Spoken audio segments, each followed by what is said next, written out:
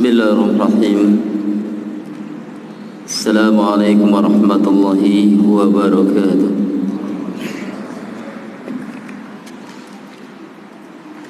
Innal hamdalillahi nahmaduhu wa nasta'inuhu wa nastaghfiruh wa na'udzu billahi min shururi anfusina wa min sayyiati a'malina. Man yahdihillahu fala mudilla lahu ومن يضلله فلا هادي له وأشهد أن لا إله إلا الله وحده لا شريك له وأشهد أن محمدا عبده ورسوله صلى الله عليه وآله وسلم تسليما كثيرا. قال الله تعالى في كتابه الكريم: يا أيها الذين آمنوا اتقوا الله حق تقاته ولا تموتن إلا وأنتم مسلمون. يا أيها الذين آمنوا اتقوا الله وقولوا قولا سديدا يصلح لكم أعمالكم ويغفر لكم ذنوبكم ومن يطع الله ورسوله فقد فاز فوزا عظيما. يا أيها الناس اتقوا ربكم الذي خلقكم من نفس واحدة وخلق منها زوجها وبث منهما رجالا كثيرا ونساء واتقوا الله الذي تساءلون به والأرحام إن الله كان عليكم رقيبا. أما بعد فإن أصدق الحديث كلام الله جل وعلا وخير الهدي هدي محمد صلى الله عليه وسلم وشر الأمور محدثاتها فإن كل محدثة بدعة وكل بدعة ضلالة وكل ضلالة في النار. Khawafillah azzaina Allah wa iyyakum. Kembali kita bersyukur kepada Allah Jalla wa Ala. Pada malam hari ini kita bisa berkumpul setelah lebih dari 1 semester kita tidak pernah berjumpa di masjid ini karena kesibukan dan rutinitas yang tidak bisa ditinggalkan. Kita bersyukur kepada Allah walaupun dalam masa pandemi seperti ini kita masih bisa berkumpul, diberikan kesempatan oleh Allah untuk bermuajahah. Banyak saudara-saudara kita yang mereka ingin kumpul di masjid tapi mereka terhalang karena situasi yang tidak kondusif. Maka kita sangat bersyukur kepada Allah Subhanahu wa taala. Salawat dan salam kita senantiasa memohon kepada Allah juga agar kiranya tercurahkan kepada Nabi kita Muhammad sallallahu alaihi wasallam, kepada seluruh keluarga, sahabat dan juga kaum muslimin. Tidak ketinggalan juga kita memohon kepada Allah agar kiranya kita termasuk dari kalangan umat Rasulullah SAW yang diberikan syafaat sehingga kita menjadi hamba yang beruntung bisa berdampingan dengan Rasulullah di yaumil mahsyar dalam surga Allah Subhanahu wa taala. Akhwati wa akhwat fillah, kehidupan para salaf ini adalah merupakan contoh suri tauladan yang baik dalam setiap sendi kehidupan, di dalam berbagai macam lika-liku kehidupan kita sebagai hamba Allah Subhanahu wa ta'ala. Dalam masalah ibadah mereka menjadi acuan, dalam masalah akidah mereka juga menjadi panutan, di dalam masalah berperilaku juga mereka selalu menjadi kedua contoh bagi kita dalam segala hal.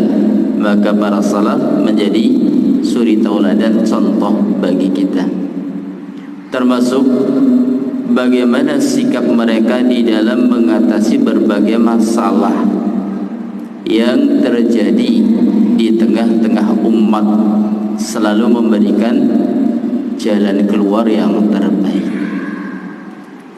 Salah satu contohnya sebagaimana disebutkan dalam hadis Rasulullah sallallahu alaihi wasallam yang diriwayatkan oleh Abu Bakrah radhiyallahu anhu. Hadis ini diriwayatkan sejumlah para sahabat yang lain sebagai syawahid, sehingga jalan periwayatan hadis ini mencapai derajat masyhur. Lebih dari 120 kitab para ulama mencatat dan memasukkan dalam hadis ini dalam kitab mereka. Di antara Imam Al-Bukhari rahimahullah. Disebutkan oleh Abu Bakar, baina Nabi sallallahu alaihi wasallam yakhutub 'ala al-minbar. Ketika Rasulullah sallallahu alaihi wasallam berkhutbah di atas mimbar, ja'al Hasan. Ketika itu datanglah Hasan bin Ali bin Abi Thalib radhiyallahu anhu. Datang Hasan ketika itu. Ketika Hasan datang, maka Nabi kemudian mengatakan, hadza ibni, ini adalah anakku. Kata Rasulullah. Rasul menyebut cucu sebagai anak. Kadang juga disebutkan lafaz dalam bahasa Arab, paman juga disebut sebagai bapak, berarti kemanakan itu anak juga.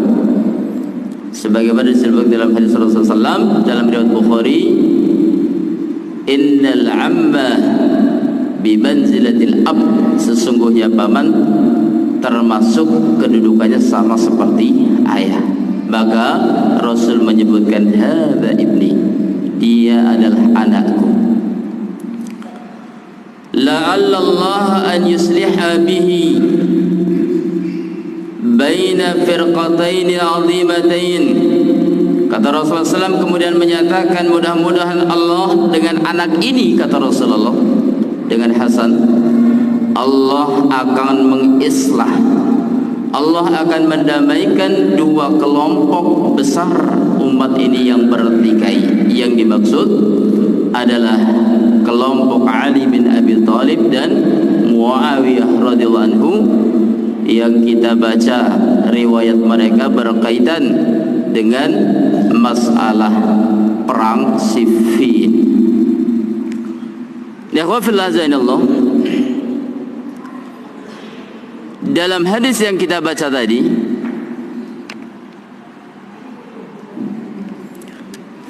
di dalam hadis yang kita baca tadi disebutkan oleh Rasulullah sallallahu alaihi wasallam, baterainya Pak habis.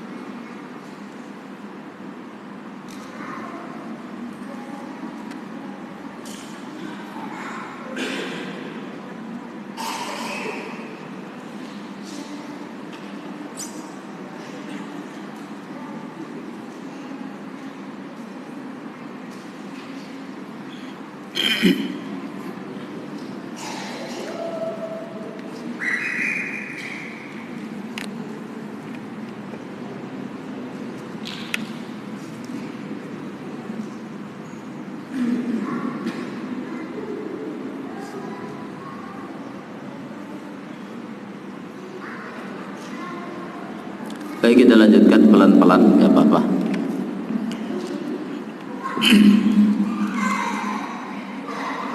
Nabi menyatakan, la'alla Allah an yusliha bihi baina ta'ifatain atau firqatain 'azimatain.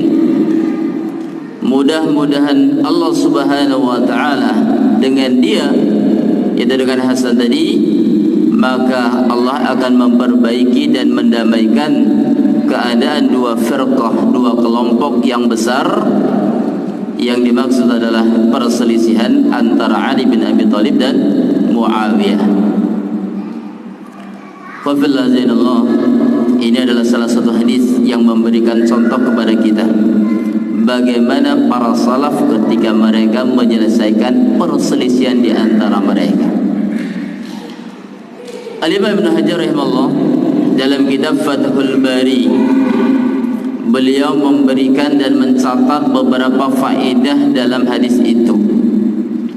Yang pertama,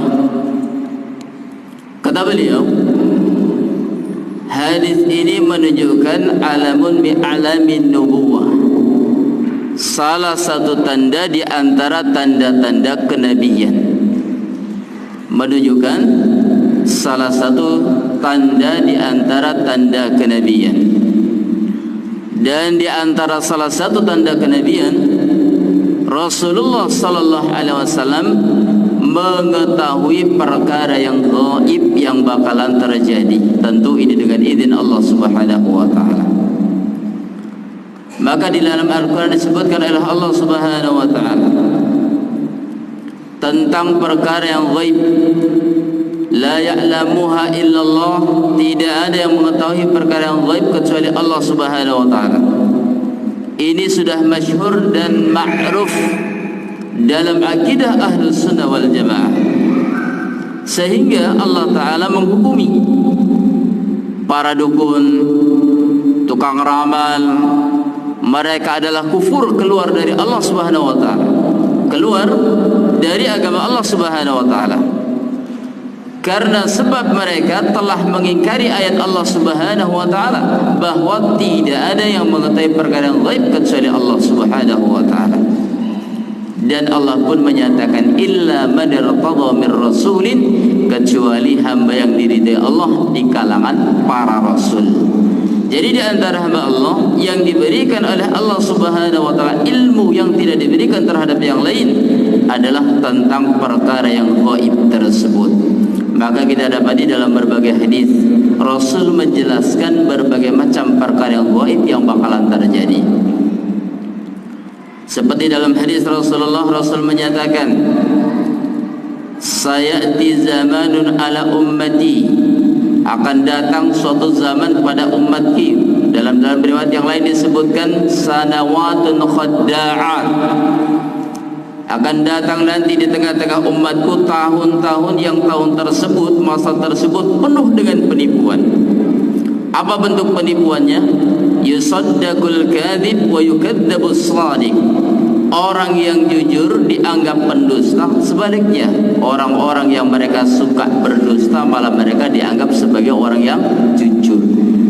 Masa-masa akan menimpa umat Nabi Muhammad sallallahu alaihi wasallam. Juga disebutkan dalam hadis Rasulullah, sayati zamanun ala ummati khairu malil muslim ghanamun, akan datang juga pada suatu masa pada umatku sebaik-baik harta yang dimiliki seorang muslim adalah kambing. Yadba'u biha sa'afal jibal wa mawaqa'al qatar yafiru bidinihi minal fitan. Nah, mereka mengikuti, mereka menggiring, menggembala kambing-kambing tersebut sampai kemudian di puncak-puncak gunung dan kemudian di sumber-sumber air. Yafiru bidinihi minal fitan, karena mereka melarikan diri dalam rangka menjaga agama mereka dari fitnah. Ini tahun-tahun yang akan dilalui oleh manusia. Berbagai macam perselisihan, berbagai macam perpecahan, dan demikian pertumpahan darah yang akan terus terjadi dan sejarah akan berulang dari tahun ke tahun, dari zaman ke zaman. Ini khabar telah diceritakan Rasulullah sallallahu alaihi wasallam. Oleh karena itu maka para ulama mencatat ini salah satu alam min alamin nubuwah, salah satu di antara tanda-tanda kenabian. Jadi di antara salah satu tanda kenabian mengetahui perkara yang gaib dengan berita dari Allah Subhanahu wa taala. Kemudian faedah yang lain kata Ibnu Hajar, hadis ini menunjukkan tentang sikap yang baik yang ditunjukkan oleh Hasan bin Ali bin Abi Thalib radhiyallahu anhu arda, yang dikenal dengan amul jamaah, yang menyatukan kaum muslimin, sehingga kemudian beliau dipuji oleh para ulama. Yang sebelumnya kaum muslimin bercerai, bertikai, berpecah belah. Dan disebutkan dalam hadis Rasulullah sallallahu alaihi wasallam, al-khilafatu ba'di 30 sanah. Rasul menyebutkan masa kekhilafahan setelahku itu cuma 30 tahun, kata Rasulullah sallallahu alaihi wasallam. Masa kekhilafahan itu cuma 30 tahun. Thumma ya'ti ba'dahu al-mulk. Kemudian setelahnya barulah kemudian sistem pemerintahan dengan cara mulkiyah, yaitu mamlakah. Kalau sekarang ini Saudi itu mamlakah. Jadi masa kekhilafahan itu cuma 30 tahun. Mana yang 30 tahun tersebut? Al-Imam As-Saghani rahimahullah dan juga para ulama yang lain menyebutkan 30 masa pemerintahan khilafah. Ini 2 tahun di zamannya Abu Bakar Siddiq, 2 tahun lebih. Kemudian 8 tahun lebih di zamannya Umar bin Khattab, 12 tahun 11 bulan, 11 tahun 11 bulan, hampir 12 tahun di masanya Utsman bin Affan, dan kemudian 6 tahun di masanya Ali bin Abi Thalib. Nah, sisanya kurang lebih 6 atau 7 bulan ini masa pemerintahan Hasan bin Ali, genap 30 tahun. Itu kekhilafahan yang benar. Maka Ibnu Hajar menerangkan dalam kitab Fathul Bari, beliau menyatakan yang dimaksud arada bil khilafah bi khilafatin nubuwah. Yang dimaksud dengan khilafah di sini khilafah nubuwah. Jadi wafillah zainallah, masa pemerintahan khilafah itu cuma 30 tahun. Setelah itu bukan khilafah tapi mamlakah. Sejak zamannya Muawiyah bin Abi Sufyan. Kita lihat setelah Muawiyah meninggal dunia, yang menggantikan adalah putranya Yazid bin Muawiyah, dan begitu seterusnya sampai Bani Umayyah, Bani Abbasiyah, dan pemerintahan yang datang setelahnya. Itu semua bentuknya adalah khilafah, bentuknya adalah mamlakah, bukan khilafah. Walaupun pemimpinnya disebut khalifah juga, Khalifah Harun ar-Rasyid, Marwan bin Abdul Malik, Yazid bin Muawiyah, dan seterusnya disebut khalifah, tapi sistem pemerintahan bukan pemerintahan khilafah sebagaimana yang diusung oleh Rasulullah sallallahu alaihi wasallam. Antum, saya tanya, pada masa pemerintahan Bani Umayyah, Bani Abbasiyah, dan seterusnya, hidup ulama-ulama besar di zamannya. Hidup Imam Ahmad bin Hanbal, Al-Imam Malik rahimahullah, Al-Imam Syafi'i rahimahullah, Sufyan Ats-Tsauri, Ibnu Al-Mubarak. Pernahkah terdengar di telinga kita mereka ingin menggulingkan kekuasaan karena enggak khilafah? Pernah atau tidak? Tidak pernah. Maka kita tanya mereka, para pengusung khilafah ini, manhaj siapa yang kalian ikuti di dalam beragama? Mengkafirkan pemerintah yang sah selama mereka adalah muslim hanya karena sebab tidak mengusung khilafah. Padahal kita tahu pemerintahan yang datang setelah Hasan ibnu Ali adalah mamlakah, bukan khilafah. Dan kita meyakini dan tidak menafikan khilafah termasuk ajaran Islam, akan tetapi penerapannya melihat kepada situasi dan kondisi sebagaimana para ulama mereka menyikapi perkara tersebut. Khalifah terakhir adalah Hasan bin Ali bin Abi Thalib, memerintah kurang lebih 6 atau 7 bulan. Nah, di masa pemerintahan beliau, maka sebahagian orang-orang sudah menghasut ini. Di antara adalah orang Khawarij. Bahkan ketika mau terjadi pertemuan antara Hasan bin Ali dan Muawiyah, mereka membuat kekacauan dengan membunuh beberapa sahabat Rasulullah SAW. Supaya apa? Supaya kondisinya panas ketika itu. Tapi Hasan bin Ali adalah orang yang lembut, cerdik beliau. Dan sampai kemudian akhirnya beliau menulis surat kepada Muawiyah bin Abi Sufyan untuk mengadakan as-sulh, yaitu perjanjian damai di antara mereka. Bertemu keduanya.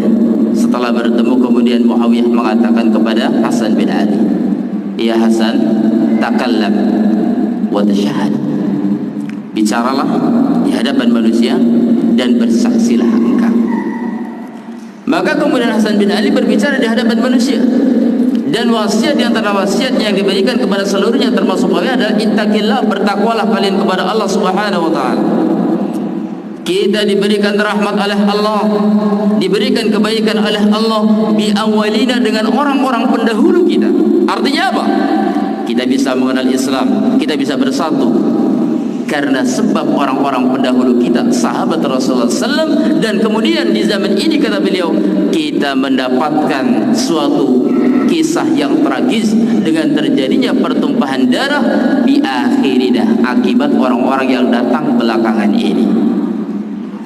Maka kemudian pemerintahan diserahkan kepada Muawiyah, sehingga ketika itu baiatlah sebagian para ulama di antara sahabat, Abdullah bin Umar, Sa'ad bin Abi Waqqas, dan sahabat yang lain yang tadinya mereka tidak mau baiat kepada Muawiyah, mereka baiat. Bersatulah kaum muslimin ketika itu. Ini yang harus kita contoh, ibrah bagi kita. Jadi satu sikap yang harus kita fahami para salaf ketika mereka menyelesaikan permasalahan adalah sifat mengalah, karena mereka bukan orang-orang yang cinta dengan kedudukan, bukanlah orang yang cinta dengan riasah. Karena sesungguhnya terjadinya pertikaian, perselisihan di antara asbab yang paling besar hubur riasah, karena cinta dengan kepemimpinan, suka ditokohkan, dijadikan rujukan dan semisal dengannya. Para ulama menyebutkan hubur riasah da'un wala da'alahu. Para ulama salaf menjelaskan, Pak, katanya hubur riasah, cinta dengan kepemimpinan, ini da'un wala dawa'lahu, penyakit yang gak ada obatnya ini. Cinta kepada kedudukan, suka untuk ditokohkan dan dituakan, ini suatu penyakit, dan penyakit ini penyakit yang gak ada obatnya. Sehingga disebutkan dalam riwayat yang lain, para ulama menyebutkan awwalu syai'in yakhruju min qulubis shalihin hubbu ri'asah. Akhir sesuatu yang keluar dari hati orang soleh adalah cinta daripada riasah ini, kedudukan ini. Artinya apa? Di antara penyakit-penyakit hati, entah itu hasad, dengki, macam. Nah, yang paling berbahaya dan susah untuk dihilangkan adalah hubur riasah, cinta kepada kedudukan ini. Kenapa bisa demikian? Kalau misalkan perkaranya perkara harta, orang-orang yang soleh mereka bisa zuhud. Kalau misalkan masalahnya masalah wanita, orang-orang soleh masih bisa menghindari. Tapi orang-orang soleh yang mereka berilmu, tinggi kedudukannya, jarang luput dari hubur riasah. Kenapa? Karena mereka memiliki peluang untuk itu. Pengikutnya banyak, pendukungnya banyak, murid-muridnya banyak, yang mencintai banyak. Nah, ketika itulah muncul di dalam hatinya, saya memang pantas untuk dituakan. Maka kita semua harus berhati-hati, waspada dengan hubur riasah, karena sebab hubur riasah tidaklah mendatangkan kecuali keburukan. Al-Imam Fudail bin Iyad rahimahullah ta'ala, beliau menyatakan, man ahabba riyasah la yuhibbu ahadun ar-riyasah. Tidaklah seseorang yang cinta dengan kedudukan, tidaklah seseorang yang cinta dengan kedudukan illa hasad, kecuali pasti dia akan hasad. Dan kemudian Abdullah bin Mubarak atau Sufyan Ats-Tsauri juga mengucapkan hal yang sama juga, senada dengan ucapan Fudail bin Iyad, yang menggambarkan bahwasanya hubur riasah ini jelek. Bukan hanya jelek pada zatnya, tapi kejelekannya juga akan merembet kepada yang lain. Contoh tadi, orang yang hubur riasah tadi, maka sifat seperti ini akan menggiring kepada hasad tadi. Contoh, saya seorang tokoh dituakan misalkan, banyak pendukung saya, yang dengan kedudukan seperti ini membuat hati saya menjadi besar. Saya bangga dengan diri saya. Tiba-tiba datang seseorang, dan orang ini rupanya mendapatkan sambutan yang hangat, sambutan yang begitu menggembirakan, banyak juga pendukungnya. Maka di dalam hati saya akan berkata, apakah saya bilang, kemampuannya baru segitu, dia akan baru dakwah, belum lama, dia orang baru dan lain sebagainya. Sehingga muncullah nanti benih-benih sifat-sifat buruk yang lain dari hasad menimbulkan sakit hati, dari sakit hati menimbulkan kebencian, dari kebencian lalu kemudian dia melakukan berbagai macam kejahatan, ghibah dan juga yang semisal dengannya. Maka Sufyan Ats-Tsauri menyebutkan bahwasanya yang namanya hubbur riyasah ini akan menyebabkan seseorang menyeret pada penyakit-penyakit hati yang lain. Kita lihat bagaimana Hasan bin Ali radhiyallahu taala anhu, beliau rela melepaskan jabatan hanya karena sebab ingin keadaannya menjadi baik. Maka begitu pula ikhwafillah hadadiyallahu wa iyyakum. Nah, di dalam masa-masa perselisihan banyaklah kita ini mengalah, karena sebab sifat mengalah adalah sifat yang terpuji dan tidak akan merendahkan kedudukan seseorang di hadapan Allah Subhanahu wa taala. Tidak. Kenapa? Karena Allah Subhanahu wa taala akan meninggikan derajat seseorang sesuai dengan kehendak Allah dan sesuai dengan kadar kebaikannya juga. Jadi kalau misalkan kita ini orang baik, jangan khawatir Allah akan memalingkan manusia dari kita. Tidak.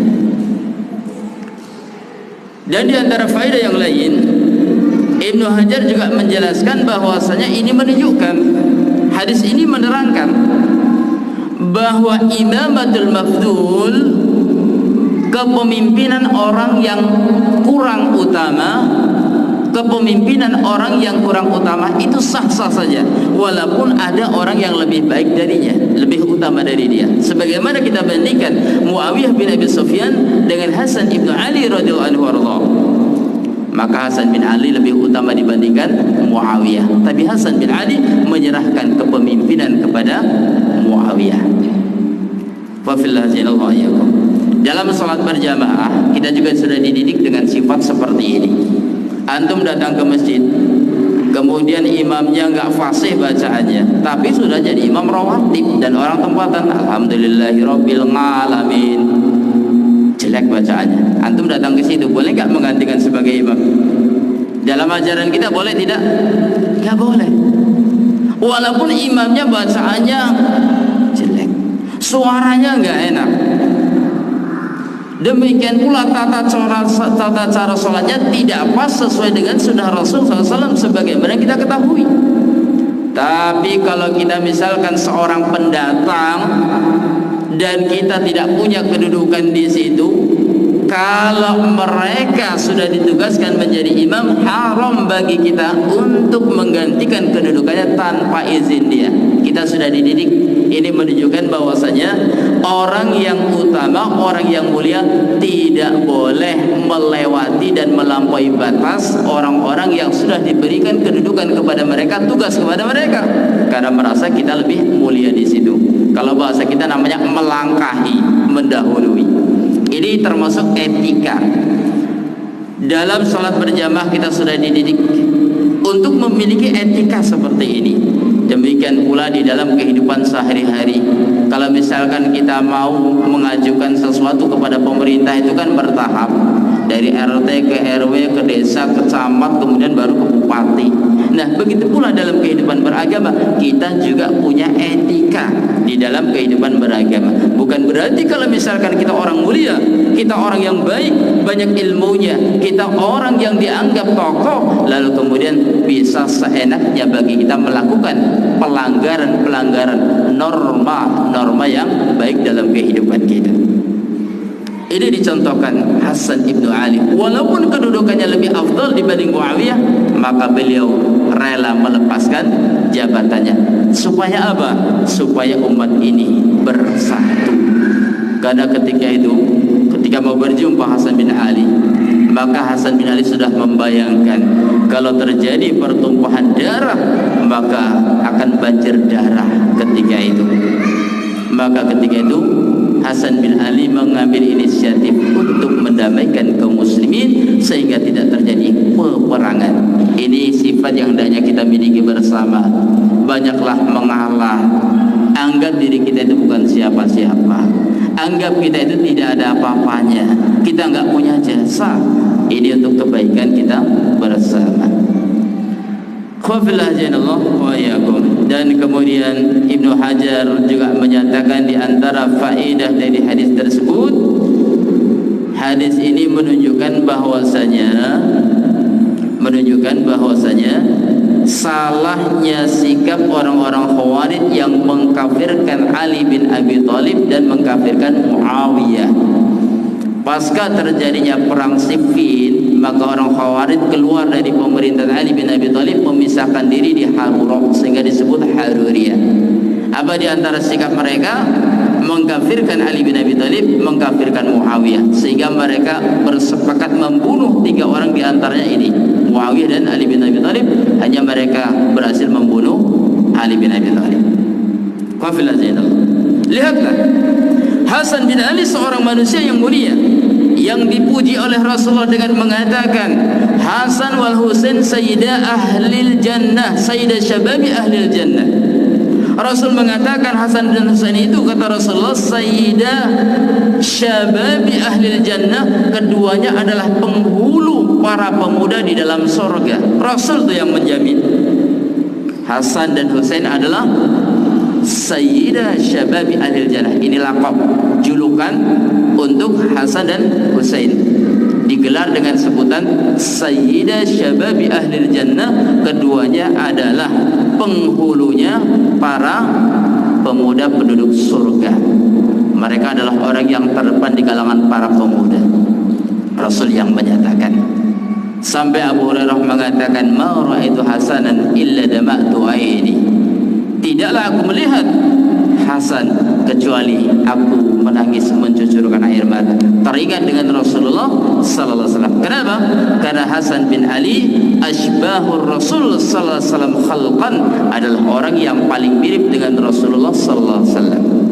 Dijamin masuk dalam surga. Nah, beliau sendiri meletakkan jabatan dan menyerahkan kepemimpinan kepada Muawiyah. Kalau misalkan Muawiyah adalah orang kafir, tentu Hasan bin Ali tidak akan menyerahkan kepemimpinan tersebut. Hasan bin Ali termasuk bahagian dari Ahlul Bait. Ini juga bantahan untuk orang Syiah yang mengatakan bahwasanya Muawiyah adalah kafir. Lihat, Ahlul Bait, Hasan bin Ali menyerahkan kepemimpinan kepada Muawiyah.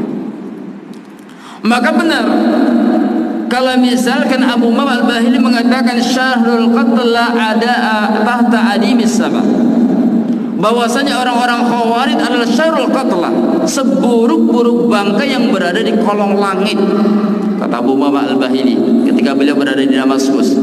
Nah, ketika itu beliau melihat kepala-kepala yang dipajang di tangga kota Damaskus, di jalan kota Damaskus. Maka turunlah seorang ketika itu namanya Abu Ghalib, lalu kemudian dia hampiri Abu Umamah Al-Bahili.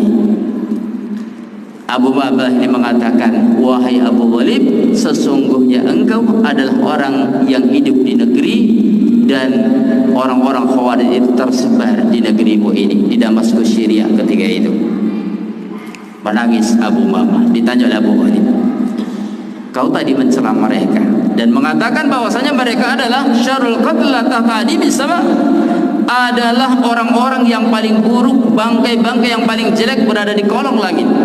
Tapi sekarang kau menangis karena melihat mereka.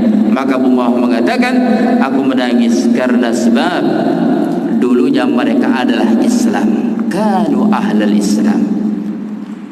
Dulu mereka adalah orang Islam, orang Muslim, sholat di masjid-masjid kaum muslimin, beribadah bersama dengan kaum muslimin. Dulunya mereka sholat bersama kaum muslimin, beribadah bersama kaum muslimin, berjamaah dengan kaum muslimin dulu.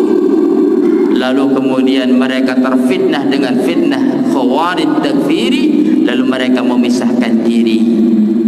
Wa filazillallah wa iyyakum. Nah, jadi sebetulnya bagi kita. Kalau kita hidup di masyarakat setempat kita ada masjid, maka sholatlah di masjid itu. Kadang-kadang manusia salah sangka dengan kita, dianggap kita ini mengkafirkan mereka. Buktinya apa? Gak mau sholat di masjid kita. Wa fillah janallah wa iyyakum. Dianggap kita kufur oleh mereka. Dulu mereka sholat bersama kaum muslimin, beribadah bersama kaum muslimin, hari raya bersama kaum muslimin. Tapi sekarang mereka memisahkan diri karena sebab mengkafirkan kaum muslimin. Maka dikatakan Abu Umaamah Al-Bahiliyah, sebaik-baik orang adalah orang yang membunuh mereka, dan sebaik-baik orang adalah orang yang terbunuh oleh mereka. Al-Khawarij, mereka mendapatkan celaan yang begitu buruk dari Abu Umaamah karena memang prinsipnya yang salah, sebagaimana disebutkan tadi, mengkafirkan Ali bin Abi Thalib, manusia yang mulia di hadapan Allah Subhanahu wa taala. Rasulullah SAW telah menyatakan di dalam sebuah hadis yang diriwayatkan Imam Bukhari rahimahullah, ketika terjadinya perang Khaybar, la utiyana raya ghadan rajulan yuhibbuhu Allah wa yuhibbu. Kata Rasulullah, besok bendera ini akan aku berikan kepada seseorang yang Allah cinta dan Rasulnya kepada dia, dan dia pun cinta kepada Allah dan Rasulnya. Nabi yang menyebut Allah dan Rasulnya cinta kepada dia, dia pun cinta kepada Allah dan Rasulnya. Kalau kita nih Pak mengatakan cinta kepada Allah itu mudah, cinta kepada Rasul itu mudah. Nah masalahnya kita ini dicintai Allah atau tidak? Siapa yang menjamin kita dicintai Allah? Tidak ada. Siapa yang menjamin kita ini dicintai Rasulullah? Tidak ada. Tapi kalau mengatakan kita cinta Allah dan Rasul, semua bisa mengatakan dan mengaku kita ini cinta Allah dan cinta Rasul. Pemuda ini disebutkan Allah dan Rasulnya cinta kepada dia. Maka pada pagi harinya para sahabat berkumpul di hadapan Rasul. Rasul tanya, aina Ali bin Abi Thalib? Mana Ali bin Abi Thalib? Para sahabat menjawab, yashtaki ainihi, kedua matanya sakit wahai Rasulullah. Lihatlah, Ali bin Abi Thalib dipuji oleh Rasulullah sallallahu alaihi wasallam. Bahkan Ali bin Abi Thalib adalah menantu Rasul selain sepupu Rasul sallallahu alaihi wasallam. Makanya ketika Abdullah bin Abbas membantah orang Khawarij begitu mudah. Ditemui orang-orang Khawarij dan dia mengatakan, aku adalah utusan dari para sahabat Nabi. Kalian tahu siapa sahabat Nabi? Mereka diantaranya adalah sahabat Rasul yang mulia. Di antara mereka adalah mertua Rasul, di antara mereka adalah menantu Rasul sallallahu alaihi wasallam. Quran diturunkan di tengah-tengah mereka, dan Quran diturunkan juga berkaitan dengan perilaku mereka, kepribadian mereka. Artinya apa? Dalam rangka untuk membantah. Sedangkan kalian wahai orang Khawarij, siapa sahabat yang ikut bersama kalian? Siapa manusia yang ikut bersama kalian, yang berada di tengah kalian? Tidak ada seorang sahabat pun yang bergabung dengan orang-orang Khawarij ketika itu. Sahabat yang mulia tiba-tiba dikafirkan orang Khawarij. Demikian pula sahabat Muawiyah ibnu Abi Sufyan radhiyallahu anhu waradahu, yang juga sama mendapatkan jaminan surga oleh Rasulullah sallallahu radhiyallahu anhum waradu'an. Sementara orang Khawarij mengatakan Muawiyah adalah kafir, keluar dari Islam. Hasan bin Ali Ahlul Bait menyerahkan kepemimpinan kepada Muawiyah. Ini menunjukkan bahwasanya orang-orang Khawarij telah tersalah memberikan vonisnya kepada Ali dan juga kepada Muawiyah. Ikhwafillah azinallah wa iyyakum. Jadi kita sebagai kaum muslimin di dalam menghadapi berbagai macam permasalahan harus kembalinya kepada para salaf, karena mereka adalah contoh bagi kita, suri tauladan. Begitu pula ketika terjadi permasalahan-permasalahan, mereka para sahabat adalah orang yang memberikan contoh. Satu contoh ketika terjadinya peristiwa pengepungan rumah Utsman ibnu Affan radhiyallahu anhu. Ketika datang khabar Utsman bin Affan ini berbuat dolim, tersebar di tengah-tengah masyarakat ketika itu. Sampai kemudian datang rombongan dari Mesir, mereka melakukan demo dengan satu alasan bahwasanya Utsman bin Affan telah mengangkat orang-orang yang salah di dalam memegang tampuk kepemerintahan waktu itu. Lalu kemudian nah, para sahabat Rasulullah SAW, apakah mereka kemudian tergesa-gesa dalam menghentikan dan menyelesaikan masalah ini? Sebagian sahabat mereka kumpul dan masuk ke rumah Utsman bin Affan, memberikan nasihat kepada mereka. Kenapa? Karena mereka menginginkan kebaikan. Begitulah kita semua ikhwafillah hazilakum. Nah, kita ingin persatuan ini terjalin dengan baik. Dakwah ini berjalan di atas persatuan dan kesatuan. Dakwah ini berjalan di atas ukhuwah dan keikhlasan kita bersama. Karena sesungguhnya sesuatu yang bisa menghancurkan dakwah itu karena sebab ada di antara manusia yang niatnya tidak ikhlas di dalam dakwahnya itu. Contohnya tadi yang sudah kita sebutkan, hubur riasah. Gak penting ya bagi kita itu kita menjadi pemimpin atau tidak. Gak penting bagi kita kita dihormati atau tidak, didengarkan suara kita atau tidak. Yang terpenting bagi kita, kita bisa berkorban untuk agama. Itu saja. Berkorban untuk Allah dan Rasulnya, berkorban untuk Islam, sehingga kemudian kaum muslimin mendapatkan faidah dan kita pun mendapatkan pahala. Karena dakwah itu adalah wasilah dari kebaikan yang kita lakukan. Kemudian kebaikan tersebut terus mengalir sampai pun kita meninggal dunia. Jadi riwayat ini kita bawakan supaya kita benar-benar bisa memahami, dan begitulah sikap para ulama, banyak mengalah di dalam menghadapi berbagai macam permasalahan. Gak didengar suara kita, gak masalah. Gak didengarkan usul kita, gak masalah. Karena kita hanya mengharapkan ridha Allah Subhanahu wa taala dan kebaikan untuk bersama. Jadi ini yang bisa disampaikan sebagai pembuka atau mukadimah dalam musyawarah yang akan kita adakan nanti setelah sholat Isya. Dan ada beberapa poin penting yang mungkin kita bicarakan, karena ini berkaitan dengan masalah dakwah yang sangat besar. Dan bukan hanya berlaku 1 bulan, 2 bulan, 1 tahun, 2 tahun, tapi kalau bisa ini selamanya. Sehingga masjid yang dibangun segini besar ini bisa dimanfaatkan dengan sebaik-baiknya. Masya Allah ya, hartanya sangat banyak sekali nih. Kalau nggak dimanfaatkan, aduh, sayang sekali hartanya, sayang sekali uang yang sudah keluar. Kalau misalkan masjid semewah ini, sebesar ini, tapi tidak dimanfaatkan dengan semaksimal mungkin, kasihan mereka yang berinfak, yang memberikan hartanya di jalan Allah Subhanahu wa taala. Jadi kita harapkan kita semuanya akan mendapatkan kebaikan setelahnya nanti. Wassallallahu ala nabiyina Muhammadin wa ala alihi wasallam. Alhamdulillahirabbil alamin. Allah taala a'lam bissawab. Assalamualaikum warahmatullahi wabarakatuh.